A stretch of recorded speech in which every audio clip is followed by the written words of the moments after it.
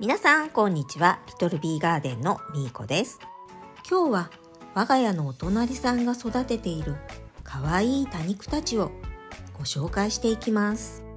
お隣さんのお母さんも多肉を育てているそうで、私もお裾分けにと黒胞子をいただいたことがあります。火祭りと一緒に植わっているのはブロンズ姫とピンキーかな。そしてこのむっちりとしたかわいいダフネ。お隣さんはこんな風にむっちりとした多肉が好きなんです。真珠プ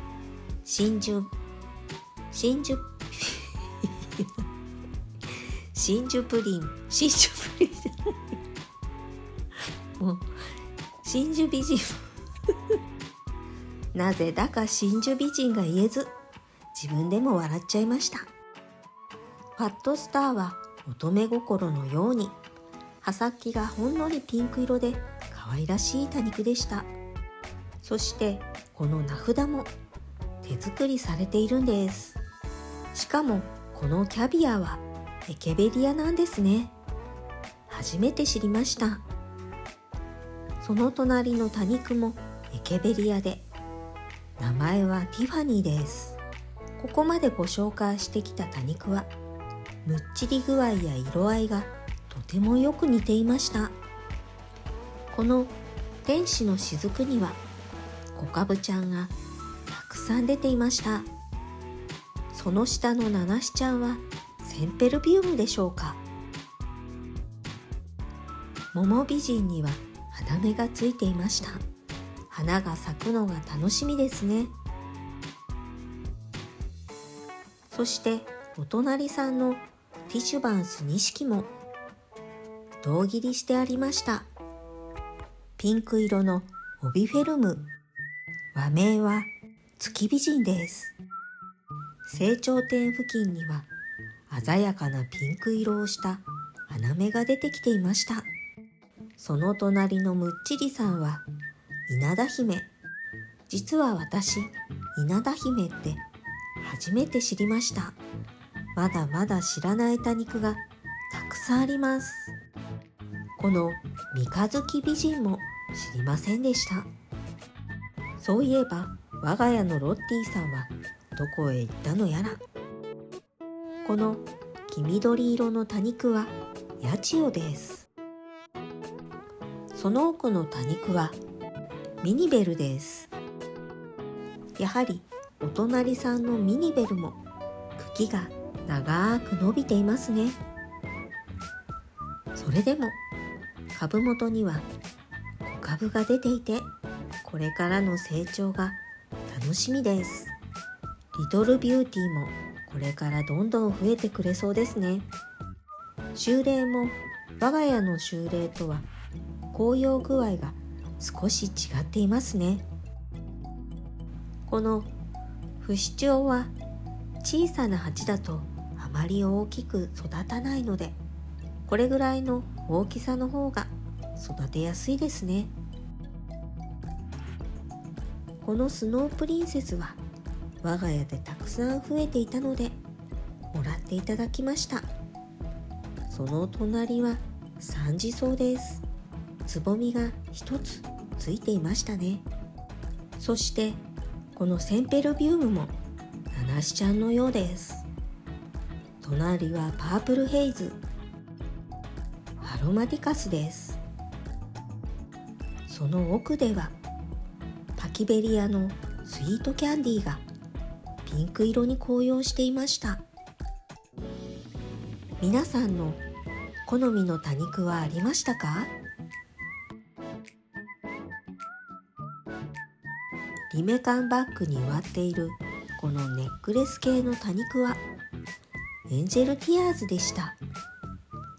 プリップリの葉がとても可愛い多肉です。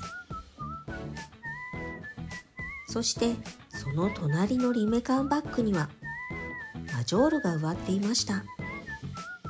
ルビーネックレスも勢いがありますね。鉢から溢れ出して地面にまで届いていました。このハンギングの多肉ちゃんが最後になります。ここには赤緑と、これはドルフィンネックレスでした。今回はお隣さんの許可を得て育てている多肉を撮影させていただきました。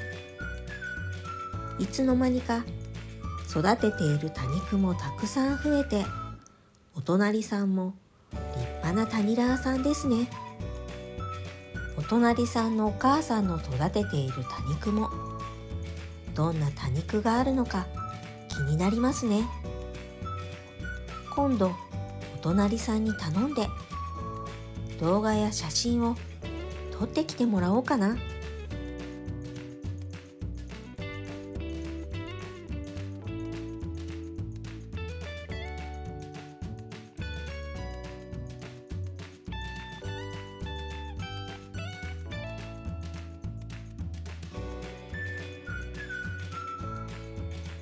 そして私もちゃっかりはざしっこちゃんをいただいちゃいました。いただいたはざしっこちゃんはロココとファットスターです。このはざしっこちゃんの成長も楽しみですね。隣の鉢は植え替えしたふ入りの子持ちレンゲです。寒さにやられて元気のなかったあで姿もしっかり復活していました。この細葉黄金万年草の黄色い色を見て、そういえばあで姿の花はどうなっているのかなと思い出しました。見てみるとまだ綺麗に咲いていました。花の頭をポンポンさせて受粉したら種取りできるかな。もう一軒、いつも虹の玉と七福神をいただいているお母さんのお庭にも行ってきました。真っ赤な虹の玉が可愛くお出迎えしてくれています。そして七福神も、実は我が家の七福神のプランターに一緒に植わっている秋麗もお母さんにいただいたものになります。そういえばお母さんとの縁をつないでくれたのはかりんちょさんなんです。お散歩でこのお庭の前を通りかかり、お母さんとはすっかり仲良しになりました。今ではお茶を一緒に飲んだり、お料理を教えていただいたり、多肉の話をしたり、楽しんでいます。お母さんは谷友さんですが、実はお父さんは畑のことをいろいろ教えていただく畑友達なんです。苗をいただいたり、育てた野菜をいただいたり、いつもお世話になっています。そしてお母さんは小さな多肉を大きく育てるのが好きなので、私がお裾分けした多肉ちゃんたちも大きくて立派に成長していました。こうして地植えされている多肉ちゃんたちも元気いっぱい。びっくりしたのがこのエケベリアです。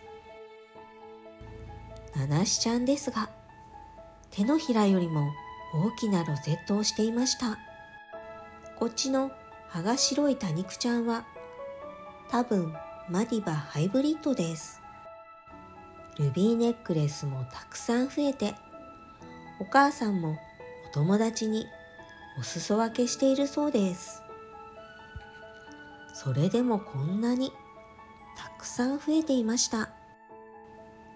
このウチワサボテンも我が家のウチワサボテンとは比べ物にならないぐらい葉が分厚くて立派でした。この黒胞子はもう10年以上育てているそうです。はい、ということで今日の動画はご近所さんのタニラーさんのお庭を訪問して育てている多肉をご紹介していきました。いかがだったでしょうか。この日もお母さんに茶に誘われてお宅に上がると、なんと外で保護していた保護猫のミミちゃんがお家の中にいたんです。去年初めてミミちゃんを見た時にはガリガリに痩せていて、骨が浮き出ていたほどとてもひどい状態でしたが、今では見違えるほど可愛い猫ちゃんに変身している姿を最後にご覧いただいて、今日の動画は終わりにします。ずっとここに住んでいたかのようにリラックスしているミミちゃん、とても人懐っこい性格をしています。